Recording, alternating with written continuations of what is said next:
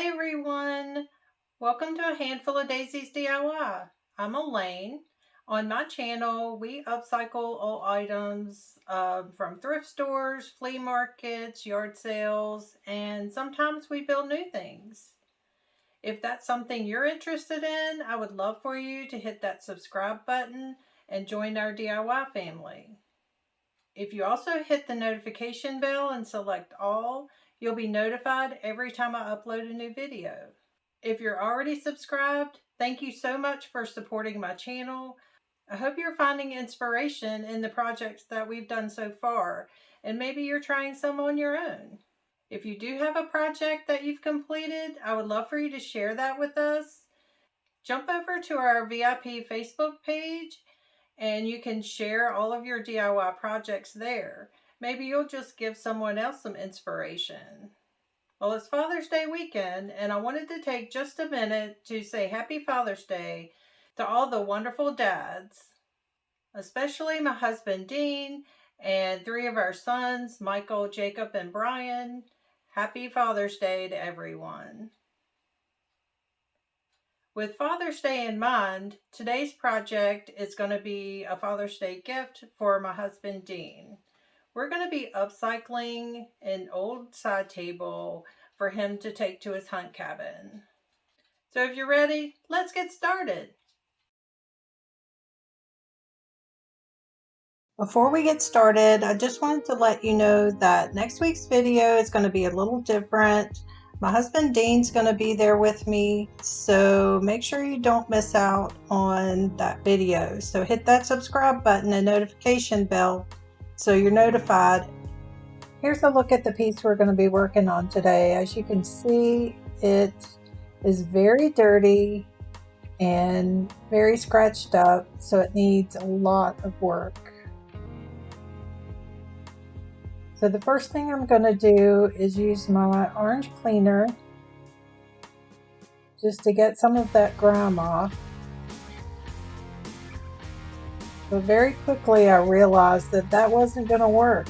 It was just too dirty. So I went and got a bucket of water with Dawn dish soap just to get all of that grime off. So it took me a while to get this piece cleaned. But I wanted to get all of that off before I started sanding, so I didn't sand it all down into the wood grain.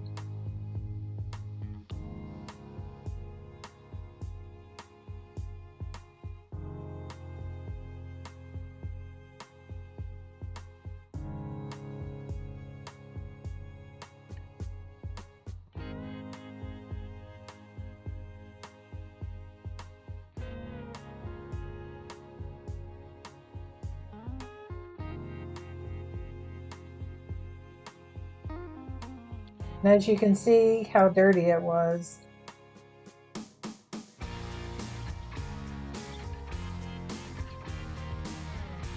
I am going to sand the top down really well to get all of those scratches out, and I'm going to stain the top and paint the bottom.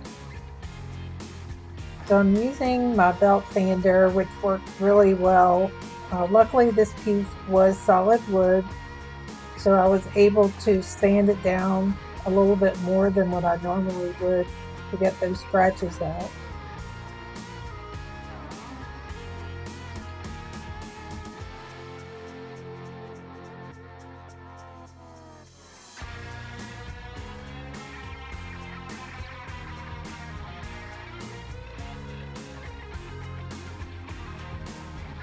I did have to go over it a couple of times.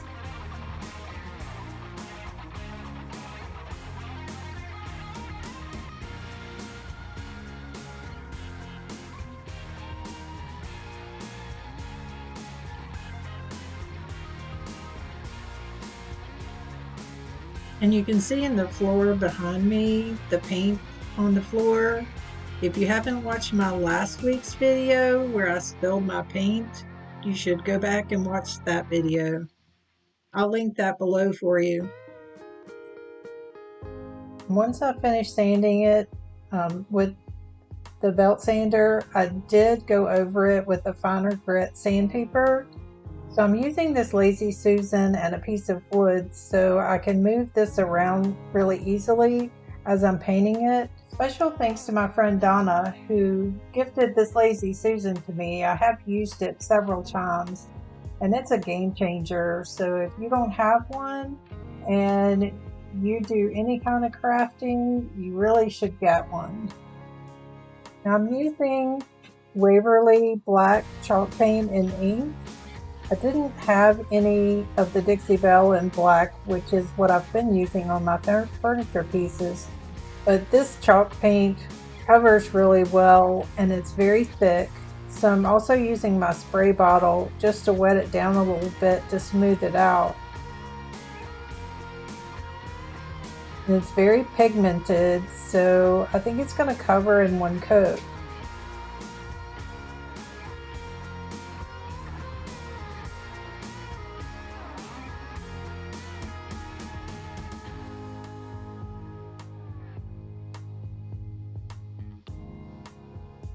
I am going to paint the whole bottom. I know you're not going to see underneath, but anyone who knows me very well knows that I like to paint the whole thing. I like it to be just completely finished.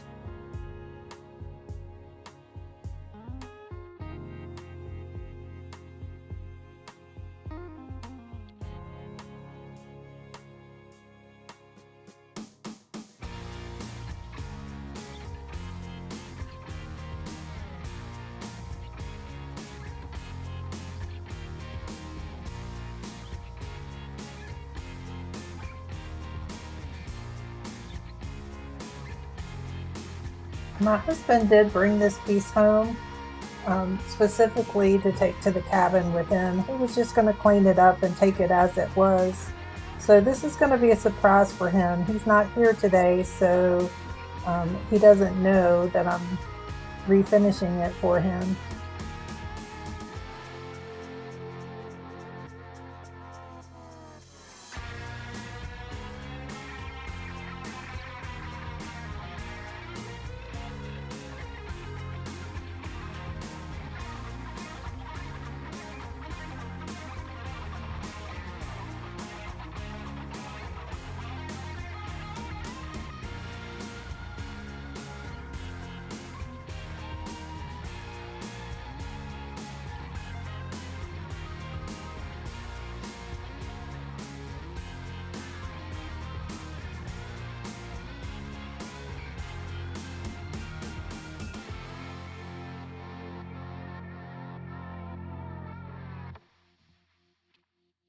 You can see here how I have painted the whole piece on the bottom. And while I'm waiting on that to dry, I'm going to go ahead and work on making my stencil for the top. I'm using just regular contact paper. You can pick this up at Walmart or Dollar General or the Dollar Tree. I think I got this one at the Dollar Tree. So I'm just measuring it 12 inches because that's the size of my cutting mat. So I'm just cutting off the whole thing because I'll want it to be 12 inches for everything I use it for. And then I'm just going to measure out how much I need and cut that down and then line it up on my cutting mat. And I'm going to use my scraper tool just to make sure it's adhered really well. And I'm going to go ahead and put it in my Silhouette Cameo. And then we're going to go over to Silhouette Studio and set it up for cutting. So my settings, I have it on my Cameo 4. I'm using a 12 by 24 mat. So I'm going to go out and pull the deer file that I have. This is what I'm going to put on the top. So I'm going to open that file.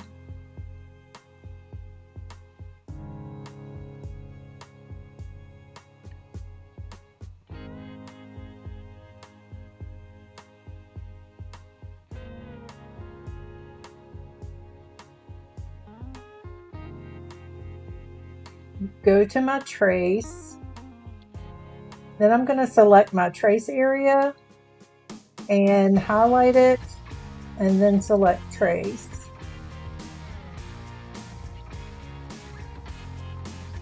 I'm going to change the color to black just so you can see where it's going to cut.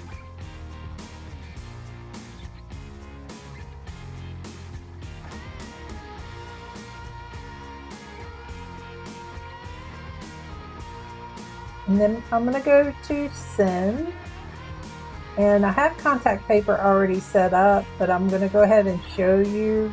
You can go down to a custom setting and select new material, and then change your settings to what you need it to be. 15, 5, and 3 would have been fine for this. I did change it a little bit. Just have to be careful that it doesn't overcut. And then select send. And it's going to send it to my Cameo. I'm just going to wait for that to cut out. And using contact paper is just a cheaper way to make stencils. I do have stencil material. I use that when I'm filling orders for stencils. But when I'm just using it for myself, I normally just use contact paper. So I'm going to go ahead and just weed out the pieces that I don't need. I'm leaving it on my mat just to hold it down so it doesn't curl up.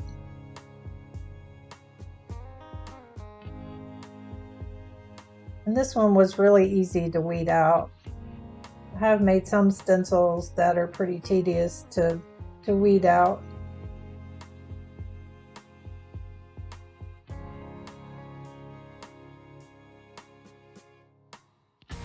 And once I get everything off that I want off, I just turn it over, and I'm going to pull that off from the bottom. So I'm going to peel my mat back. That just keeps your stencil in place on the backing paper. And then I'm going to add my transfer tape and just smooth that out really well. And now we're ready to get back to our piece. I'm using the Waverly antiquing wax as my stain. I've already put one coat on, and this is the second coat. This is just such an easier way to stain. I love the color that it comes out, and there's no smell, and it's water-based, so it cleans up really easy. So once I've finished getting that on and it dried really well, I'm going to put my stencil on.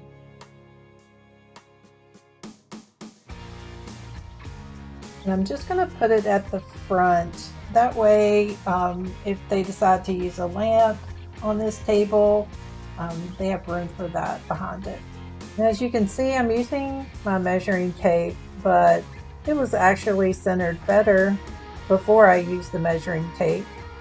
I centered based on the antlers instead of the whole picture, so it did make it off center a little bit. And I left my tool in my craft room, so I'm just trying to smooth it out really well with my hands.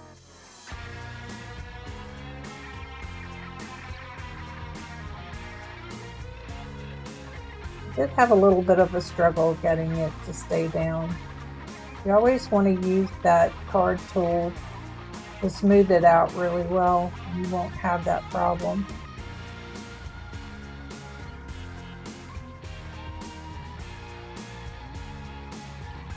I'm going to use my hand and spread it out just to get all the bubbles out and make sure it's adhered really well, because I don't want my paint to go up underneath the stencil.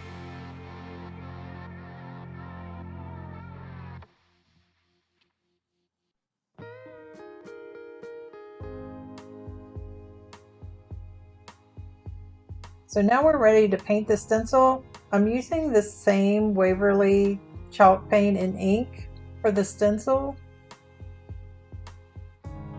And I'm putting it on with my foam dabber. And I'm just going in an up and down motion. You don't want to go side to side because that'll force your paint up underneath your stencil. And you want just enough paint on your sponge to cover your stencil. If you have too much paint and you're putting too much pressure, it may go under the stencil.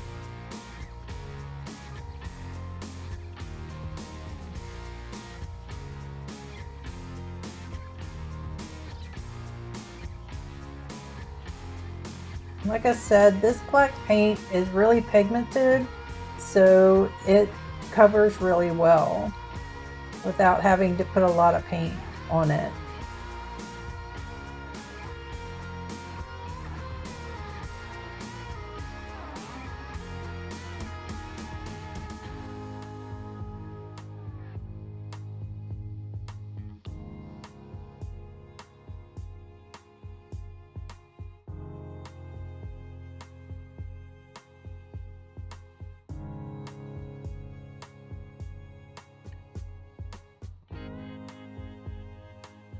So I'm just going to go ahead and pull it up while it's wet since it's such a big piece. You can see how well it did. It came out really clean. And once it dries, I'm just going to use this Krylon clear coat to seal it all up. Anytime you're using chalk paint, you want to make sure you put a top coat on it.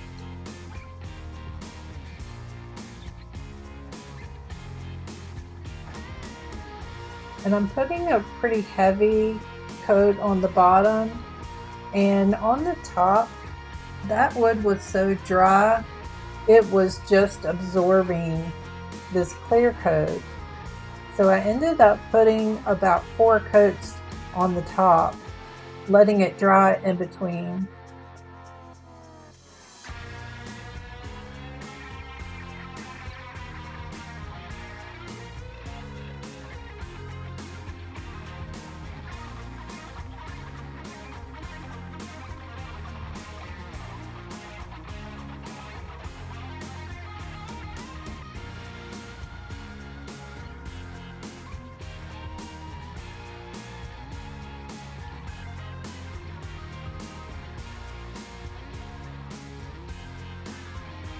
And here's a look at how it turned out. Let me know what you think.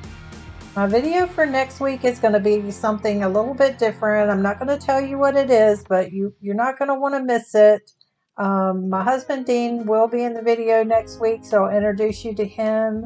So make sure you're subscribed and you've hit that notification bell so you don't miss out on any of my upcoming videos.